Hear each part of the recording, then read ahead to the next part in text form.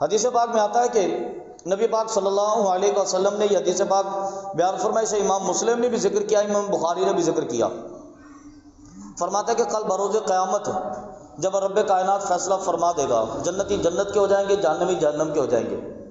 پہلے جہنمی لوگوں کو اٹھا کے جہنم میں ڈال دیا جائے گا۔ ایسے میں ایک شخص ایک حدیث، یہ ایک اور حدیث پاک ہے جو ابھی ذہن میں آ گئی، تو وہ بھی آپ سماعت فرماتے جائیں۔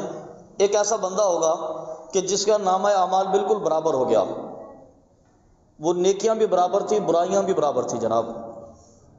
اب فیصلہ نہیں ہو پا رہا کہ یہ بندہ جنت میں جائے گا یا جہنم میں جائے گا۔ ایسے میں ایک فرشتہ آیا اور ایک چھوٹی سی کاغذ کی پرچی تھی، وہ فرشتے نے اس کے نامہ اعمال میں برائیوں کی طرف ڈال دی۔ وہ پرچی جیسے ہی نامہ اعمال میں برائیوں کی جگہ پر ڈالی تو وہ ایک دم وزنی ہو گئے۔ اللہ فرماتا ہے کہ اسے اٹھا کے جہنم میں ڈال دو۔ اے رب ذوالجلال، کیا جرم ہے میرا؟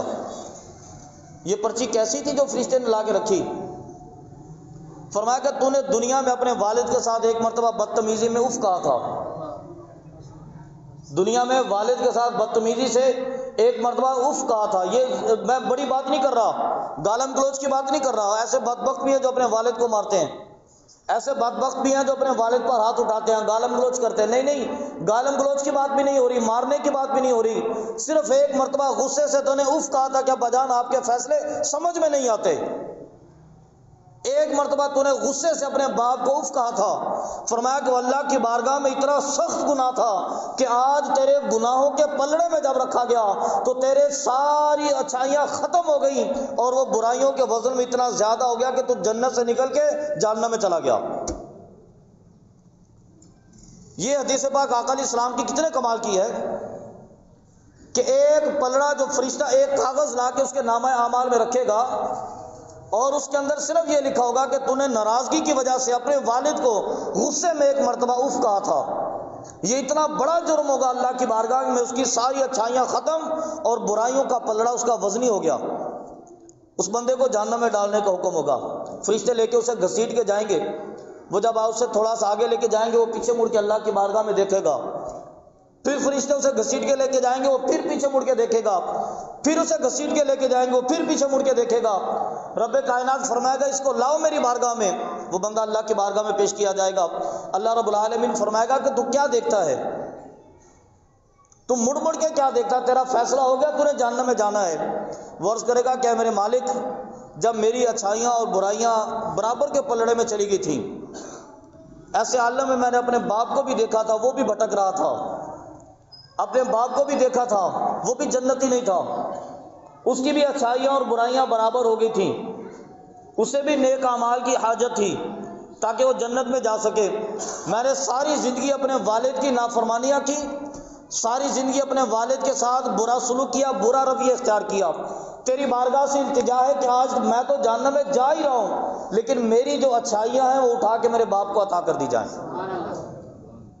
ساری زندگی میں نے نافرمانی کی اپنے ابا جان کی، آج وہ میری اچھائیاں اٹھا کے میرے باپ کو دے دی جائیں۔ میں تو جہنم میں جاؤں گا لیکن میرا والد تو جنت میں چلا جائے۔ اس نے احسانات کیے، میں چھوٹا تھا، مجھے انگلی پکڑ کے چلنا سکھایا، اپنے کندھوں پہ سوار کر کے مجھے اسکول تک پہنچایا، سارا دن محنت مزدوری کرتا تھا، میرے لکھنے پڑھنے کے لیے کتابوں کے پیسے لے کر آتا تھا، سارا دن محنت مزدوری کرتا، میرے کھانے کے لیے دودھ، میرے پینے کے لیے دودھ لے کر آتا تھا، میرے کھانے کے لیے چیزیں لے کر آتا تھا۔ اے رب ذوالجلال، میں جوان ہو گیا، مضبوط ہو گیا، زمانے میں کامیاب ہو گیا، اس کے پیچھے میرے باپ کا ہاتھ تھا، میں سمجھا نہیں۔ ساری زندگی نافرمانیاں کرتا، لیکن آج میں یہ چاہتا ہوں کہ میری اچھائیاں اٹھا کے میرے باپ کو دے دی جائیں، وہ تو جنت میں چلا جائے۔ اللہ تعالیٰ فرشتے کو فرمائے گا کہ اس کو اور اس کے باپ کو دونوں کو اٹھا کے جنت میں ڈال دو۔ بندہ پھر حیران، کیا رب ذوالجلال اب کیا ہوا؟ میں تو جہنم میں جانے کے لیے تیار ہوں۔ اللہ فرمائے گا کہ تو اپنے والد کے ساتھ اتنی محبت کرتا ہے تو جا جنت میں اس کے ساتھ رہے۔ یہ تو ایک پہلو ہے نا، یہ اپنے والد کی اطاعت کا ایک پہلو ہے۔ ہم ساری زندگی تولتے رہے اعمال کو، میرے ابا نے فلانا کام انویسٹمنٹ میں کیا تھا، فلانا کام انویسٹمنٹ میں کیا تھا، تو ہم تو کامیاب نہیں ہو پائیں گے۔